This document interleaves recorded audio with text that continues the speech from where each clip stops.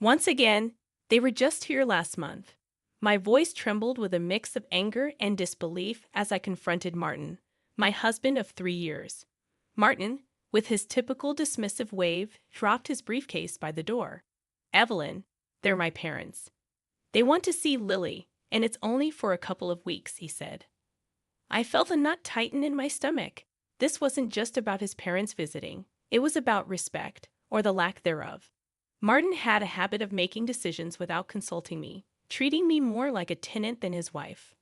Evelyn, you're overreacting, Martin said, his tone laced with condescension as he walked past me. Just make sure the guest room is ready. I stood there frozen as he dismissed my feelings with such ease. It was always the same pattern. His parents, Miriam and Gerald, would arrive, turning our home upside down, leaving me to cater to their every whim while Martin buried himself in work, conveniently absent. As I prepared the guest room, my mind raced with resentment. I thought back to the days before we were married when Martin was considerate and kind. But since Lily's birth and our move to the suburbs, he had become increasingly domineering and detached. The next morning, I heard the familiar rumble of Miriam and Gerald's car in the driveway. I plastered a smile on my face as I opened the door. "Good morning, Miriam, Gerald," I said. "Ah, there she is, our lovely daughter-in-law," Miriam exclaimed, brushing past me to fuss over Lily, who clung to my leg wearily. Gerald followed, carrying their bags. "We're so happy to be here. Where should we put these?" "Just in the guest room. Thank you," I replied, my smile straining. The first few days passed in a blur of cooking, cleaning, and forced pleasantries. Martin came home late each night, barely acknowledging me or his parents. I felt invisible in my own home. One evening, as I was setting the table for dinner, Gerald called out from the living room, "Evelyn, where's the remote? The news is about to start." "It's right there on the coffee table, Gerald," I replied, trying to keep the irritation out of my voice.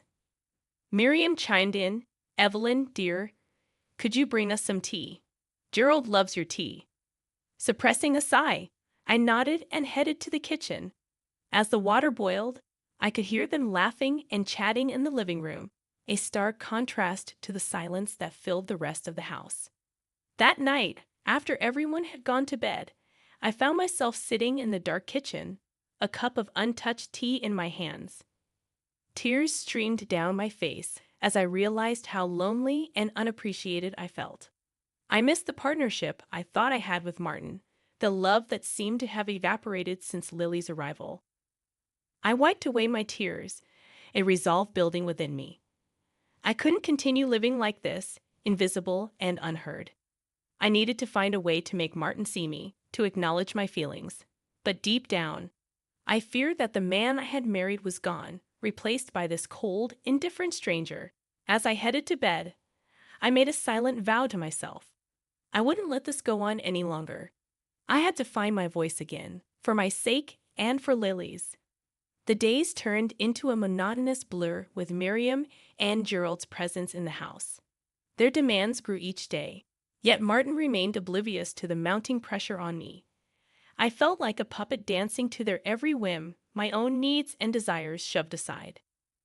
One particularly grueling evening, as I cleared the dinner plates while everyone else lounged in the living room, Martin's voice sliced through the air. "Evelyn, did you remember to pick up my dry cleaning?" I paused, the weight of the plates heavy in my hands. "No, Martin, I couldn't. I had to take Lily to her doctor's appointment today."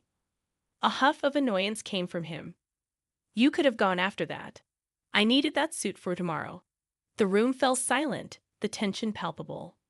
Miriam and Gerald exchanged glances, unspoken judgment passing between them. I felt a surge of anger, but I bit back my retort. This wasn't the time. The next morning, I found Martin in the kitchen, his demeanor icy. "We need to talk about your attitude, Evelyn," he began, his tone patronizing. "My attitude?" I echoed, incredulity lacing my voice. "Yes, you're not being accommodating enough to my parents. They've noticed it too."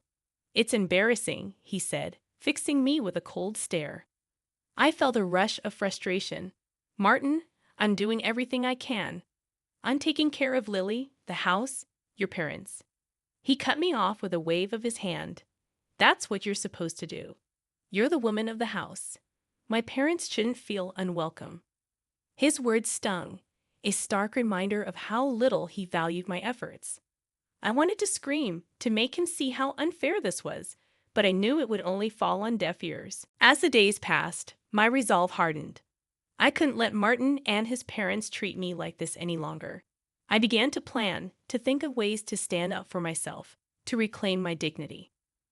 The opportunity came unexpectedly one afternoon while Martin was at work and Miriam and Gerald were napping. I received a phone call from my old friend Laura. "Evelyn, how have you been? I feel like it's been ages since we last talked." Laura's voice was a balm to my frayed nerves. "Laura, it's so good to hear your voice," I replied, my voice heavy with emotion. We talked about everything and nothing, and for a brief moment. I felt like my old self again, then Laura's tone shifted. "Evelyn, there's something I need to tell you." "It's about Martin," she said. My heart skipped a beat. "What about him?"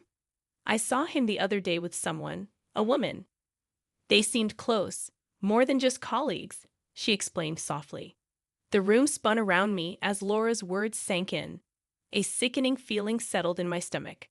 Could Martin be having an affair? "I'm sorry, Evelyn. I thought you should know," Laura added gently. The call ended, but her words echoed in my mind. The pieces began to fall into place. The late nights, the detached behavior, the lack of intimacy.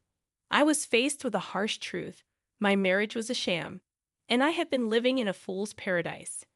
But I wasn't going to be the victim any longer. I would confront Martin, demand the truth, and if he was indeed betraying me, I would make him pay for every tear, every moment of pain he had caused me. That night, I lay in bed, my mind racing with plans of confrontation and revenge. I would no longer be the silent, suffering wife. It was time for Martin to see the strength he had underestimated in me. The days following Laura's revelation were a tempest of emotions. I observed Martin with a new lens, each of his dismissive remarks and arrogant gestures fueling my growing resentment.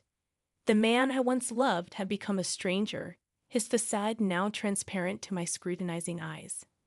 One evening, as I prepared Lily's dinner, Martin sauntered into the kitchen. "Evelyn, my parents are thinking of extending their stay. You don't mind, do you?" His question, so casually delivered, was a clear testament to his disregard for my feelings. "Extend their stay," I repeated, my voice steady despite the turmoil inside. "Don't you think they've stayed long enough, Martin?" His face hardened. "What's that supposed to mean? My parents, you should be more welcoming." I turned to face him, my frustration reaching its boiling point. "Welcoming, Martin? I've been nothing but accommodating. But this is our home, too. I have a say in this." He scoffed. "Your say? Look, Evelyn, you're the wife. It's your duty to take care of the household. My parents staying here shouldn't be an issue." His words struck a nerve. "Duty? Is that all I am to you? A caretaker?" Martin's eyes narrowed. "Don't start with this nonsense, Evelyn. You're being irrational." Irrational. I could feel my voice rising, the pent-up anger and hurt pouring out. "I'm the one being irrational? What about your late nights, your secret rendezvous? Are those rational?" For a moment, Martin seemed taken aback, but he quickly regained his composure. "What are you talking about? Don't play dumb, Martin. I know about the other woman Laura saw you with." I confronted him. His face went pale, then flushed with anger. "You're spying on me now." "How dare you?" he exclaimed. "I'm not spying. I'm opening my eyes to the truth. The truth you've been hiding from me." I shot back, my resolve strengthening. Martin took a step closer, his voice low and menacing. "Listen, Evelyn, you better watch your tone. You have no idea what you're talking about," he warned. But I wasn't intimidated. "No, Martin. I know exactly what I'm talking about, and I won't stand for this any longer," I insisted. He scoffed, turning to leave the kitchen. "Do what you want. Just make sure my parents are comfortable." That night, after Martin had retreated to his den and Miriam and Gerald had retired to their room, I sat alone in the living room. The house was silent, but my mind was a cacophony of thoughts. I realized then that my marriage was beyond salvaging. Martin had not only betrayed me, but had also devalued me, treating me as nothing more than a servant in my own home. It was time for me to take a stand, to reclaim my life. I would no longer be a victim of Martin's arrogance and infidelity. I would gather evidence of his affair, consult a lawyer, and prepare for a divorce. But it wouldn't end there. Martin would have to face the consequences of his actions. I would ensure that he paid for the pain he had caused me, both emotionally and legally. As I lay in bed that night, a plan began to form in my mind. A plan not just for my escape, but for my retribution. Martin and his parents would soon learn that I was not a woman to be trifled with. The following days were a careful dance of deception and planning. I maintained a semblance of normalcy, all the while gathering evidence of Martin's infidelity. Laura had been right. A few discreet inquiries revealed Martin's secret meetings with a woman named Rachel, a colleague from his office. One evening, as we sat at the dinner table with his parents, Martin announced, "I might need to go on a business trip next weekend." A business trip. The perfect alibi for his affair. I thought to myself, "That sounds important, Martin. I hope it goes well," I said, my voice laced with hidden irony. Miriam chimed in, oblivious to the undercurrents. "Oh, Martin works so hard, Evelyn. You should be proud of such a diligent husband." Forcing a smile, I replied, "Yes, I'm very proud." The next day, while Martin was at work and his parents were out shopping, I met with a lawyer, laying out everything: the infidelity, the emotional neglect, the way Martin and his parents treated me. The lawyer listened intently, offering advice and outlining the next steps. "You have a strong case, Evelyn, especially with the evidence of the affair," he said, his tone professional yet sympathetic. I nodded, a sense of empowerment growing within me. "Thank you. I want to proceed with this as soon as possible," I replied. That night I lay in bed, the plan crystallizing in my mind. I would confront Martin, but not yet. First, I would ensure everything was in place for the divorce. I wanted him to feel the full impact of his actions, to realize he couldn't just discard me like an old piece of furniture. The day of reckoning came sooner than expected. On Friday, as Martin prepared for his supposed business trip, I found the proof I needed: a receipt for a romantic getaway at a luxury resort, tucked carelessly in his coat pocket. That evening, with Martin's parents in the living room and Lily asleep, I confronted him. "Going on a business trip, Martin? Or should I say a romantic getaway with Rachel?" Martin froze, the color draining from his face. "Evelyn, how did you?" he stammered. I waved the receipt in front of him. "You're not as clever as you think, Martin. I know everything." For a moment, he seemed lost for words. Then his expression hardened. "You've been snooping around, haven't you? You're pathetic." The word echoed in my mind, fueling my anger. "No, Martin. What's pathetic is you sneaking around, betraying your family. But I'm done playing the dutiful wife. I'm filing for divorce." Martin's eyes widened in shock. "Divorce? You can't do that. You're nothing without me." I met his gaze, my voice steady. "No, Martin, it's you who will be nothing without me. I have evidence of your affair. I'll make sure you pay for what you've done." For a moment, he looked defeated. Then his arrogance returned. "You think you can win against me? I'll fight you every step of the way." I smiled, a cold, determined smile. "Bring it on, Martin. You'll see just how strong I can be." As I left the room, Martin's stunned silence was a victory in itself. But this was just the beginning. The real battle was about to start. The days following my confrontation with Martin were a whirlwind of legal preparations and silent battles. Martin's demeanor had shifted. He oscillated between anger and feigned indifference, but I could see the underlying panic in his eyes. The weekend arrived, and with it an unexpected development. Martin's parents decided to extend their stay, unaware of the storm brewing beneath the surface of our seemingly calm household. One afternoon, as I was tending to Lily in the living room, Martin and his parents cornered me. Evelyn, we need to talk about your behavior, Martin began, his voice dripping with disdain. Miriam nodded in agreement. Yes, dear. We've noticed you've been quite distant and cold. It's not becoming of a wife and mother, she added. Gerald chimed in. Martin has been nothing but a good husband. You should appreciate him more. Their words were like daggers, but I stood my ground. Appreciate him for what exactly? For his lies? His affair. Martin's face turned red with anger. Don't bring that up in front of my parents, he snapped. Why not, Martin? They should know the kind of son they've raised. I shot back, my voice firm. Miriam gasped, an affair, Martin? Is this true? Before Martin could respond, I continued, yes, it's true, and I'm not going to stand for it anymore. I'm filing for divorce. The room fell into a stunned silence. Martin looked at me, his eyes full of malice. You'll regret this, Evelyn. You're nothing without me, he spat. I met his gaze unwaveringly. No, Martin. I regret the years I spent tolerating your arrogance and disrespect. I'm taking Lily, and I'm leaving. Martin's parents started to protest, but I didn't let them. This is between Martin and me. You've overstayed your welcome. It's time for you to leave. As I packed my bags, I could hear the muffled arguments in the background, Martin trying to explain himself to his incredulous parents. I felt a surge of satisfaction, knowing that his perfect image was shattered. With Lily in my arms, I walked out of the house that had become my prison. I didn't look back.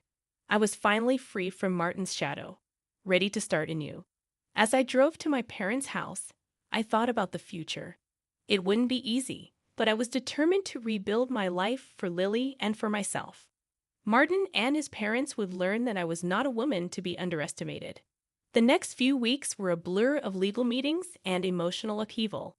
Despite Martin's attempts to intimidate me, I stood strong. The evidence of his affair was undeniable, and soon the divorce proceedings were in my favor. The day the divorce was finalized, I felt a mix of relief and triumph. I had stood up to Martin and his oppressive family, and I had won. But my revenge didn't end there. Martin's affair had not only cost him his marriage but also his reputation. His colleagues and friends learned of his indiscretions, and his once untouchable status crumbled. As for his parents, they were left to grapple with the reality of their son's actions. Their attempts to reach out to me were met with silence. They had lost a daughter-in-law who had once cared for them, all because of their blind support for Martin. I had emerged from this ordeal stronger and more resilient. I had fought for my dignity and won. And as I looked at Lily playing happily in her grandmother's arms, I knew that I had made the right decision. For the first time in a long time, I felt hopeful about the future. I had closed a painful chapter in my life, and the new one was just beginning. In the months following the divorce, my life underwent a transformation. The chains of a loveless marriage had been broken, and in their place, I found a newfound sense of freedom and self-worth. With Lily by my side, I started to rebuild our lives, piece by piece. One day, as Lily played in the garden of my parents' home, I received a phone call that marked the final chapter in my saga with Martin. It was Laura, her voice a mix of shock and concern. Evelyn, have you heard about Martin? She asked. A sense of foreboding settled over me. What happened? I asked. He's lost his job after the divorce, and the affair came to light. His company let him go, and it gets worse. He's been struggling financially. The alimony, the legal fees, it's all caught up with him. I paused, absorbing the news. A part of me felt the pang of vindication, but it was overshadowed by a sobering realization of the consequences of his actions and his parents. I found myself asking, they're in a tough spot too. Laura continued. Without Martin's support, they had to downsize. It seems they're finally understanding the repercussions of their behavior. I ended the call with a heavy heart. Despite everything Martin had put me through, I found no joy in his downfall. It was a stark reminder of how one's actions could have far-reaching consequences. In the weeks that followed, I focused on Lily and our new life. We spent our days surrounded by the love and support of my parents, who had welcomed us with open arms. One afternoon, as I watched Lily play, my mother sat beside me. "Evelyn, you've grown so much through all of this. You're strong, my dear, stronger than you ever realized," she said, squeezing my hand.